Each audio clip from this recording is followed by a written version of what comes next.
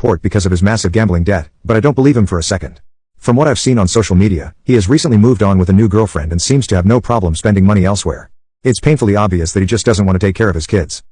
This is exactly why I've always tried to support my sister any way I can. As her older sister, I've always felt a deep sense of responsibility for her and her children.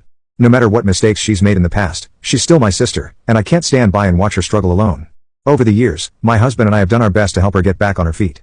We helped her buy a car so that she could have reliable transportation for work and taking care of her kids.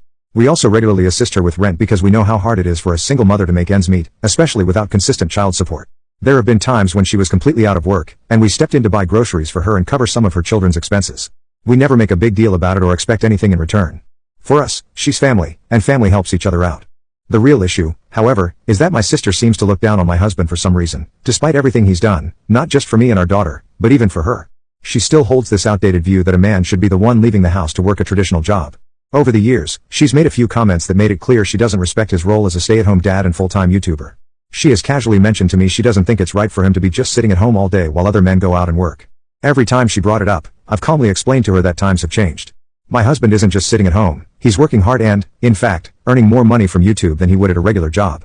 So why should he go anywhere else when he's not only providing for us but also getting to be a present father for our daughter? A few times, my sister's taken things further by making jokes at his expense. She's called him Mrs. and has jokingly referred to him as the woman in the relationship. My husband and I never let these remarks get to us. We've always just laughed them off, knowing that her opinions don't define our life or our happiness. This weekend, my parents hosted a small family get-together, inviting all of our relatives for a nice meal and some quality time together. It was a warm, lively gathering with everyone catching up and sharing stories. During lunch, the conversation somehow shifted to our recent trip to Greece. My parents were absolutely beaming as they told everyone about it. They were so excited and proud, gushing about how beautiful the trip looked from our social media pictures and how much my husband and I must have enjoyed ourselves, since no one else in the family had ever been to Greece. Everyone was eager to hear all about our experience.